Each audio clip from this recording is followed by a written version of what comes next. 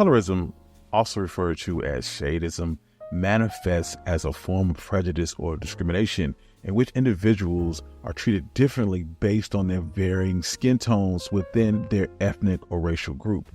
Unlike racism, which typically involves the subjugation of one group by another group or the belief of racial supremacy, colorism underscores the complexities of discrimination by highlighting how skin tone can influence people's experiences in every facet of their life. So today we're going to talk about it.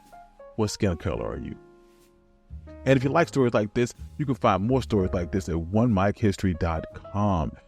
But without further ado, let's get started.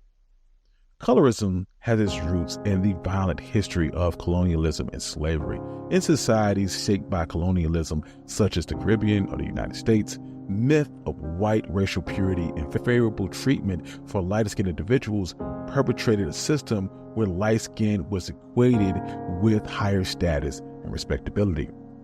The origins of colorism can be traced back to European colonialism, where it was strategically used to create division among enslaved Africans. Colonialists propagated the idea of the proximity to whiteness was ideal, fostering a social hierarchy based on skin color. This divisive tactic was clearly exemplified in the preferential treatment awarded to lighter-skinned enslaved individuals. These individuals were often assigned the less grueling indoor domestic tasks, while the darker-skinned counterparts were relegated to the harsh conditions of outdoor field labor. However, it is important to note that while lighter-skinned individuals were relegated to domestic duties, they also often found themselves in closer proximity to their enslaver. This closer contact heightened the risk of abuse and assault at the hands of their enslavers. This practice of assigning roles based on skin color did more than deepen divisions within the enslaved community. It also undermined their collective solidarity against their enslaver. By granting certain privileges to lighter-skinned individuals, enslavers incentivized a form of internalized oppression and competition among the enslaved. This hierarchical system of favoritism and discrimination thus perpetrated the myth of white racial purity and legitimized a social structure that valued lighter skin. Throughout history, the impact of colorism has been profound and far-reaching. A great illustration of this is the Creoles of color in New Orleans. I discussed this more in depth in my One Drop Rule episode.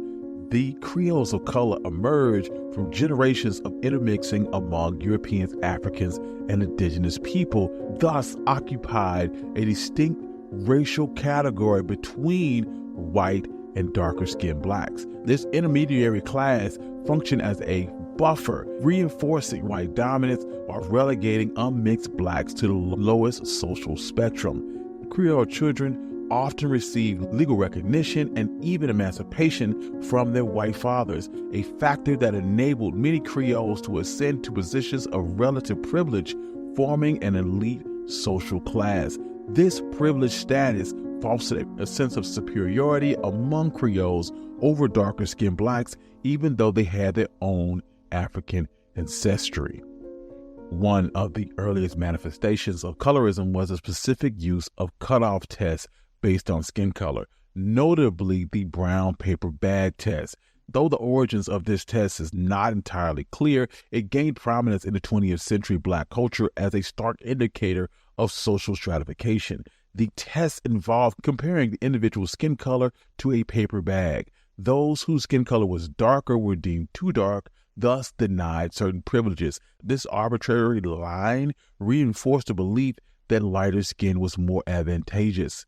Parallel to the brown paper bag test were discriminatory measures such as the comb test or the door test. The comb test gauged the coarseness of a person's hair, with the objective being that a comb should pass straight through without obstruction. The door test was used in some Black clubs and churches and involved painting the door a certain shade of brown, restricting entry to those darker than the door. These tests served to dictate the acceptable levels of Blackness and contributed to stereotypes that darker-skinned individuals were less intelligent and thus more ignorant. This preference for lighter skin was not only maintained during slavery, but also perpetrated in the post-emancipation era. For instance, lighter-skinned women were marked as Negroes fit for domestic service, further entrenching the value of lighter skin. Access to skincare products and grooming services were often significant, as impoverished darker-skinned women were limited in their ability to maintain certain standards of beauty, thus influenced how they were treated. These discriminatory practices extended beyond the Black community itself. Historically, lighter-skinned individuals were given access to job opportunities and social mobility that were largely unobtainable to their darker-skinned peers. For example, job advertisements in the mid-20th century revealed that Black job seekers often highlighted their light skin as a qualification to enhance employment opportunities, aiming to reassure white employers who harbored the biases for darker skin. This dynamic facilitates the formation of an upper class of Black families that were predominantly light-skinned, therefore reinforcing this association between light skin and privilege. As a result, a disproportionate number of light-skinned men and women became business leaders, clergy, teachers, artisans, who served as early community leaders. Examples of this are Booker T. Washington, W.B. Du Bois, James Weldon Johnson, and Walter Francis White. This desire for European features and lighter skin extends beyond the United States and is prevalent in other regions, where it's often intertwined with class rather than solely white supremacy. For instance, in parts of Asia, this association between light skin and social status dates back to pre-colonial times. Traditionally, lighter skin signified higher social standing due to its association to indoor living. Historically, the ruling class had lighter complexions, and the darker skin was linked to outdoor labor and peasantry. This created a long-standing belief that lighter skin was a marker of privileged and elevated status.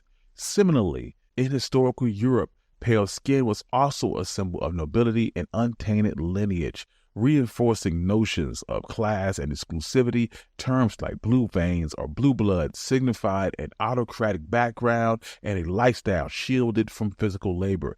This appreciation for paleness further cemented the social structure where skin color was deemed an indicator of an autocratic exclusivity.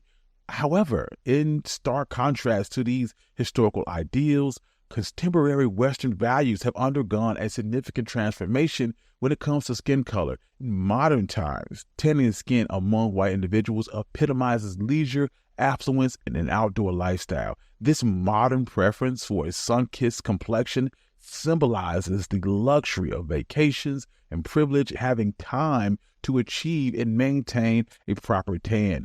This shift starkly contrasts with the historical association of tan skin and outdoor labor and lower social status, and reflects how society values and norms continue to evolve. In today's society, historical biases continue to manifest across multiple domains such as employment, education, criminal justice, and healthcare, perpetrating an inequitable system that hinders true progress. The pervasive impact of colorism is evident in the criminal justice system. Studies have revealed a stark contrast between penalties based purely off of skin tone. Studies show that darker-skinned individuals face longer prison sentences for identical crimes and an increased likelihood of severe punishments, such as the death penalty. These disparities highlight a systemic issue of racism and colorism within the legal system. Economic disparities are equally troubling, with lighter-skinned individuals often finding themselves in a more financially advantageous position. The wage gap between light-skinned and dark-skinned Latinos exemplifies this. In the United States, light-skinned Latinos on average are paid $5,000 more annually than their darker-skinned counterparts.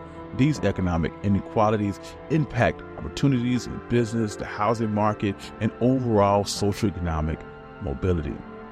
In healthcare, colorism results in a considerable disparities, with darker-skinned individuals frequently receiving lower quality care, leading to poor mental and physical health. This health disparity is compounded by limited access to quality healthcare services and discrimination within medical institutions. Lastly, media and political arenas are not immune to colorism. Media representations and cultural standards frequently highlight lighter skin tones, influencing perceptions of both beauty and worth. This contributes to internalized racism and diminished self-esteem among those with darker complexions, and further marginalize darker-skinned individuals, reducing the visibility and their influence within media and political spheres. In the end, colorism is deeply rooted in the histories of colonialism and slavery. It remains a pervasive and insidious form of discrimination that continues to shape social dynamics across the globe. The legacy of colorism goes beyond historical influences and continues to influence darker-skinned individuals' perception of beauty and worth. Addressing and dismantling colorism is going to take an ongoing, multifaceted effort to recognize and challenge and transform deeply held societal biases to foster a truly more inclusive and equitable world. Thank you. This has been One Mic Black History. I'm your host, Country Boy, and I hope you like the story of colorism. If you like stories like this, you can find more stories like this at myhistory.com. If you'd like to support the channel, you can do so by me coffee, Patreon page in the description below. I'd like to thank all my Patreon subscribers. Without you, none of this could be possible. I love you all, and peace.